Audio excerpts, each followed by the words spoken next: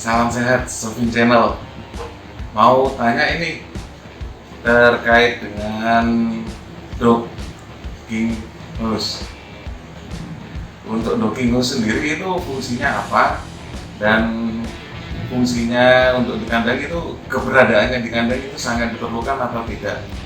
Mohon jawabannya dari Sofin Channel. Terima kasih sebelumnya.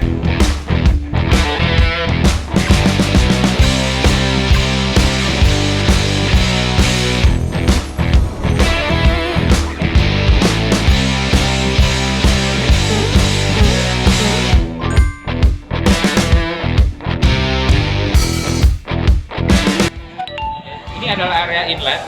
Jarak antara area inlet ini dengan cell deck itu minimal di 80 cm. Atau kita juga bisa ke 1 meter aja. Anda lihat di sini ya. Jadi ini untuk area bukaan nanti, terpal. Kemudian itu untuk cell deck, dudukan cell deck.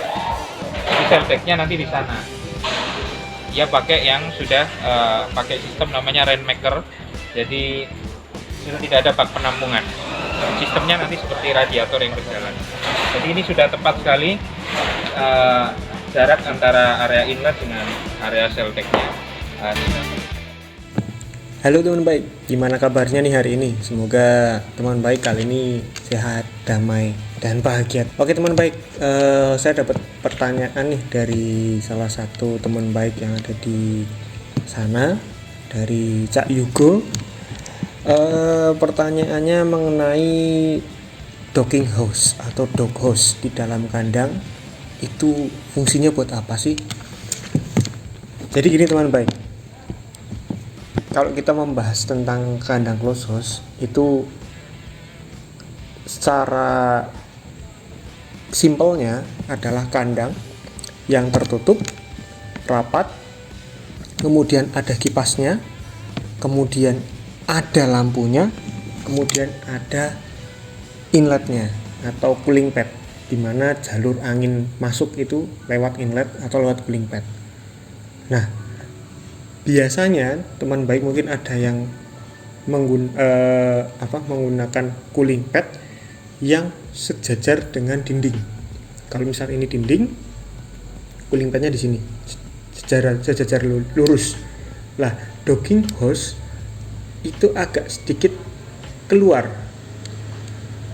Nah, biasanya teman baik lihat ya, kayak kandang punya sayap. Nah, itu namanya docking hose. Nah, docking hose itu fungsinya apa sih? Fungsinya adalah untuk memasak. Memasak bukan pakai api ya, tapi ini memasak udara. Ketika udara masuk ke dalam kandang, disedot oleh kipas, ini dimasak di dalam docking hose ini. Apa yang dimasak? Yang dimasak adalah udara yang menurut kita kurang bersih, dimasak di dalam docking hose menjadi udara bersih. Ketika cooling pad nyala atau air turun dari cooling pad, dia akan membawa banyak sekali air. Air, unsur kimianya adalah H2O. Nah, kalau angin dari luar masuk lewat cooling pad yang terbasahi air, kemudian masuk ke dalam kandang tanpa ada pembatas atau tanpa ada ruangan, maka yang tersedot ke dalam adalah H2O-nya. Nah, yang kita inginkan adalah O2, walaupun akan ada sedikit uap air yang masuk. Jadi ketika angin disedot, cooling pad menyala, basah, karena angin disedot. Nah, di sini ada docking hose. Ini dimasak supaya apa? Supaya nanti keluar melewati inlet itu adalah O2. Kandungan O2 lebih banyak timbang uap airnya. Nah, itulah fungsi docking hose. Intinya adalah untuk memasak udara. Nah, sekarang docking hose itu seberapa penting sih Mas? Oh, sangat penting sekali. Selain untuk memasak udara, mungkin teman baik pernah lihat ya, ketika kandang dengan cooling pad yang sejajar seperti ini, setelah 3-6 meter setelah cooling pad, biasanya akan ada mati angin. Daerah sini tuh akan ada mati angin. Teman baik mungkin pernah lihat ketika di kandang closed house, di daerah sini nggak ada ayamnya. Ayam akan membentuk sebuah setengah lingkaran seperti ini karena di sini nggak ada angin. Karena apa? angin masuk lewat cooling pad, kemudian dia akan ke sini, langsung ke sini. Lewat sini, langsung ke sini. Enggak lewat sini dulu. Nah, tujuannya ada docking hose, ketika dia menjorok keluar, akan ada angin yang lewat sini. Tujuannya docking hose adalah mengurangi dead spot di bagian setelah cooling pad. Itu fungsi yang keduanya. Jadi, selain untuk memasak udara, dia juga mengurangi dead spot setelah cooling pad. Dan juga docking hose ini sangat berfungsi sekali untuk kebersihan cooling pad dari dalam. Kadang kita mau bersihin cooling pad agak susah karena ketika ini cooling pad lurus, kemudian di sini ada inlet, ini akan agak susah untuk membersihkannya. Ketika ada docking hose, ada ruang khusus untuk pembersihan dari mulai cooling padnya hingga lantainya. Otomatis ketika ruang masak ini bersih, kualitas udara yang masuk ke dalam kandang akan jauh lebih bersih juga. Jadi cooling pad dengan docking hose itu sangat kita anjurkan. Kemudian berapa sih jarak antara dinding dengan docking hose ini? Ada yang berpendapat 1 meter dari dinding menjorok keluar. Ada yang berpendapat 60 cm, ada yang berpendapat 80 cm. Kalau bagi saya, menurut beberapa literasi dari KOP juga, itu maksimal di 1 meter. Kenapa kok tidak disarankan lebih dari itu? Kalau lebih dari itu, yang pertama akan memakan banyak lahan. Yang kedua, daya tarik udaranya tidak semaksimal ketika kurang dari 1 meter. Kemudian yang terjadi adalah udara akan menabrak dinding. Ketika terlalu jauh nih, misal 1,5 meter, udaranya maka akan menabrak dinding di sini. Nggak jadi keluar, nggak maksimal keluarnya. Seperti itu. Kemudian jaraknya tadi ya antara 1 sampai 60 cm. 1 meter sampai 60 cm.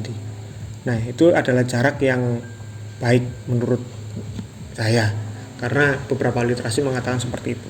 Kemudian ketika sudah memakai docking hose, apakah penting menggunakan inlet? Sangat penting sekali. Karena kalau tanpa inlet, maka masakannya itu nggak jadi matang, teman-teman baik ya. Jadi ketika ini ada cooling pad, ini dinding, di sini ada inlet nih yang lurus dengan dinding. Nah, inlet ini kita bisa adjust naik turun, ataupun kalau misal memakai tunnel door ya, teman baik bisa mengadjust seperti ini. Nah, tujuannya apa? Ketika ini ada pembatas, ketika si angin dari luar ditarik ke dalam dan kemudian ada cooling pad menyala, air itu tidak langsung masuk ke dalam kandang dan membasahi sekam yang ada di daerah cooling pad. Dia akan jatuh dulu di sini. Nah, jadi dia diolah dulu nih, jatuh di sini. Biasanya kalau teman baik ngecek ya di inlet, biasanya inlet teman baik itu pakai terpal biasanya, di bagian dalamnya akan terasa lebih basah. Kalau sini sudah diolah H2O-nya, kelembabannya maka akan jauh lebih rendah atau bisa dikontrol. Nah, jadi pentingnya ada inlet di depan cooling pad yang ada docking hose adalah itu, untuk membatasi air yang masuk ke dalam kandang, dan juga ini akan meningkatkan kecepatan angin. Jadi kecepatan angin di dalam docking hose juga punya standarnya. Jadi kalau teman baik ngitung nih ya, cooling pad ketika kita hitung kecepatannya di depan cooling pad persis itu standarnya di sekitar 1,5 meter per second. Kalau di depan inlet itu standarnya antara 3 sampai 4 meter per detik. Tujuannya apa? Dengan standar tersebut tujuannya adalah tercapainya rataan kecepatan angin di dalam kandang yang sesuai dengan kebutuhan umurnya, antara 0 sampai 7, kemudian 7 sampai 14, 14 sampai 28 dan seterusnya. Dan bukaan inlet sendiri akan mengikuti jumlah kipas yang menyala. Ketika satu kipas yang menyala, berapa sih naik turunnya, kemudian 2 kipas yang menyala secara direct, berapa sih turunnya, itu akan berpengaruh juga dari adjustment inletnya tersebut.